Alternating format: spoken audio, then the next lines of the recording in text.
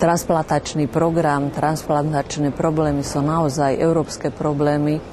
Máme v Európskej únii viac ako 60 000 ľudí na čakacej listine a v tomto smere myslím si, že na tej krehkej línii medzi životom a smrťou sa zdá, že zákony nie veľmi pomáhajú, ale skutočnosť je taká, že zlým zákonodárstvom je možné tomuto programu veľmi ublížiť.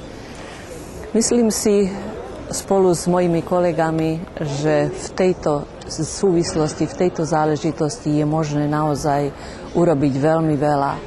Možno nie prísnym zákonodárstvom. Zákonodárstvo má totiž každá krajina primeranú, ale vzbudením pozornosti, že naozaj je možné pomáhať.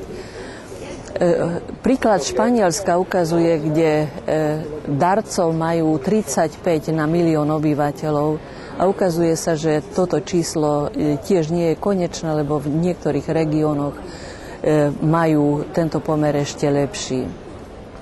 Samozrejme, Európska únia sa snaží urobiť v tomto smere, čo je len možné, tak aby systém bol dobre koordinovaný, aby každý čakateľ cítil, že ten systém je čistý, spravodlivý a je bez korupcie.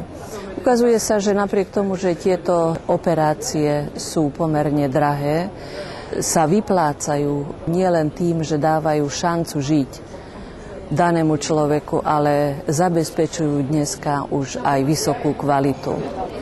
Ďalší úkaz, proti ktorému je potrebné bojovať, a to je predaj orgánov alebo aj obchodovanie s orgánmi, čo je v Európe prísne zakázané. Dokonca práve včera sme dostali správu o tom, že ešte stále v Číne možno kupovať orgány od tých, ktorí sú exekvovaní v dôsledku trestu smrti.